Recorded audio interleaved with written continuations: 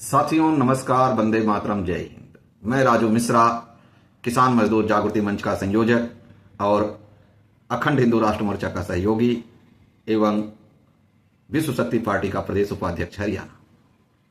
आज बात करते हैं आपको सबसे खतरनाक लोन और क्या कर्जदारों की होगी जेल। आखिर क्यों इस तरीके का लोगों के पास कॉल आ रहा है कि मैं एसआई फला बोल रहा हूं, मैं सुप्रीम कोर्ट का वकील बोल रहा हूं, मैं हाई कोर्ट का वकील बोल रहा हूं। इस सारी चीज़ों को आपको समझाने का प्रयास करूंगा और उम्मीद है कि आपको समझने में बहुत हद तक जानकारी मिलेगी। साथियों, आजकल आपने देखा होगा कि अक्सर एक सिंबल बना है और वो सिंबल है क्रेडिट कार्ड। क्रेडिट कार्ड एक ऐसी बीमारी है जो अगर मैं ये कहूं कि आपने जीते जी अपनी कब्र खोद ली तो ये कोई अतिशयोक्ति नहीं। और क्रेडिट कार्ड आपकी अमीरी का या रईसी का कहें तो एक सिंबल सा बन गया है। कोई चीज़ लेना है, आपने क्रेडिट कार्ड यूज किया और ले लिया, उस पर अच्छी अच्छी आपको डिस्काउंट ये तमाम तरह की कंपनियां ऑफर करती हैं। और क्रेडिट कार्ड ही एक ऐसे लोन है जिस लोन के विषय में आदमी यही नहीं समझ पाता कि मेरा ये लोन है या क्रेडिट है, क्या है। जबकि हकीकत यह है कि क्रेडिट कार्ड सबसे खतरनाक लोन की श्रेणी में आता है।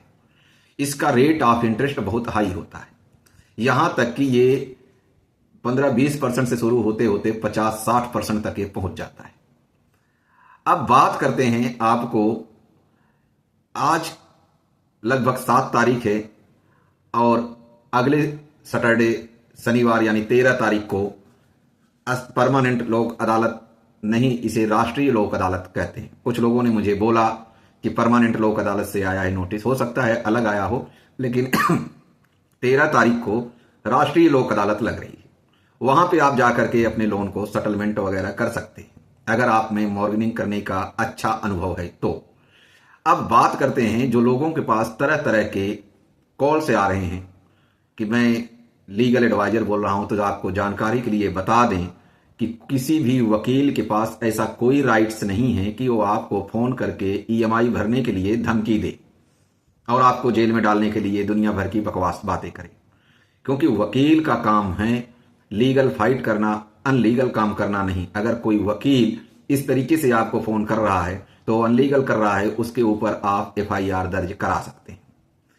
क्योंकि ये असल में ये कोई वकील नहीं होते हैं, ये बैंक के अपने आप बनाए हुए रिकवरी एजेंट के बंदे होते हैं जो आपको वकील के नाम पे, पुलिस के नाम पे तरह तरह की फोन करते हैं। दूसरा, पुलिस के लिए आपको बताऊं, पुलिस का काम केवल क्रिमिनल केस के लिए है, जहां क्राइम होता है। आपने लोन लिया, आपने कोई क्राइम नहीं किया तो आपका ये मैटर ही सिविल का बनता है। तो इसलिए इसमें क्रिमिनल केस करने के उपरांत या यूं कहें क्रिमिनल केस के तहत जो ये फोन करते हैं आपको, मैं एसआई फला थाने से इंस्पेक्टर बोल रहा हूं, एसएचओ बोल रहा हूं, ये बोल रहा हूं, ये सारी की सारी बातें फेक होती हैं। इससे आपको डरना घबराना नहीं है।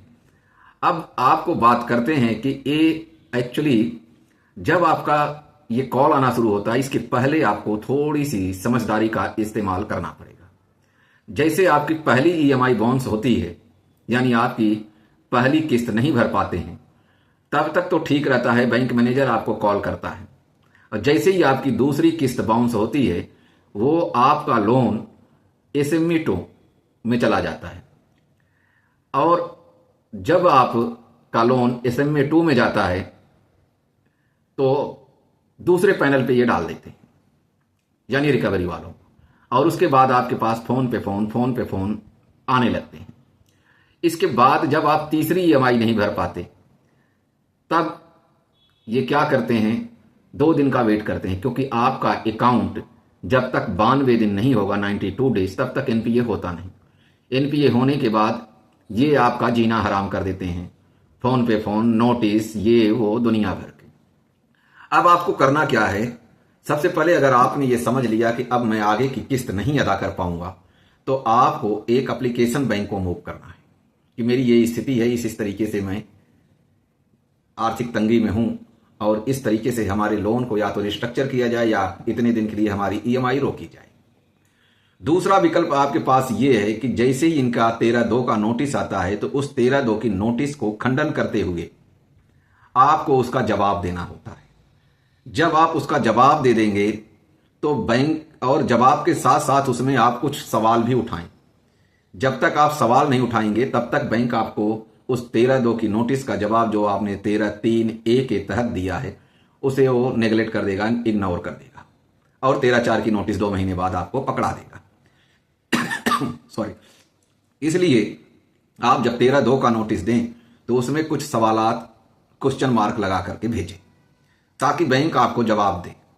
जब तक आपका ये जवाब नहीं देगा तब तक बैंक आपको 13/4 का नोटिस नहीं दे सकता, क्योंकि ये मैं नहीं कह रहा हूं, ये माननीय सुप्रीम कोर्ट का अथॉरिटी है कि आप कस्टमर के यानी कर्जदार के, बोरेवर के, आप जो भी उनकी शंकाएं हैं आप दूर करें। और ऐसा कोई प्रावधान नहीं है कि आपके ऊपर पुलिस आए, घर से उठा के लेके जाए, आप मान लो लोक अदालत में नहीं गए तो आपको जेल हो जाएगी। इस तरीके से जो आपके पास फोन्स आ रहे हैं, इन फोन्स में कोई दम नहीं। ये सारे के सारे फोन्स आपको फेक आईडी से किए जाते हैं, या यूं कहें कि फेक तरीके से आपको फोन किया जाता है।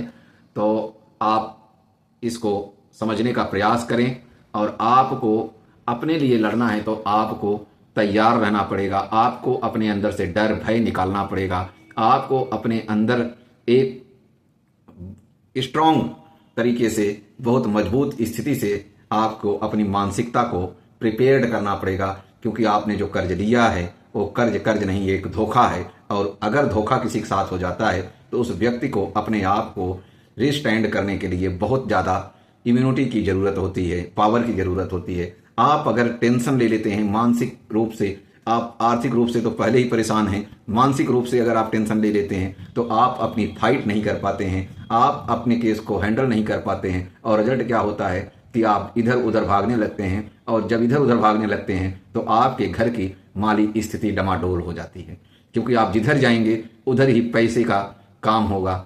जिस भी वकील के पास आप जाएंगे कोई न कोई आपसे कुछ न कुछ राय देगा, और आप उसी राय के तहत यही नहीं डिसीजन कर पाएंगे कि आपको करना क्या है।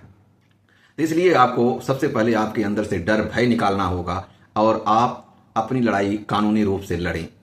अधिक जानकारी के लिए आप चाहें तो हमारे किसान मजदूर जागृति मंच के साथ आप जुड़ सकते हैं। हमारा कॉन्टैक्ट नंबर आपको इसमें दिया हुआ है, 94 684 77 951 पर आप व्हाट्सएप मैसेज कर सकते हैं, और आप www.kmjm.in पर आप संपर्क कर सकते हैं, विजिट कर सकते हैं। आप सारी जानकारी आप ले सकते हैं। आप किसी भी तरह से घबराने की आवश्यकता नहीं है। जय हिंद, वंदे मातरम।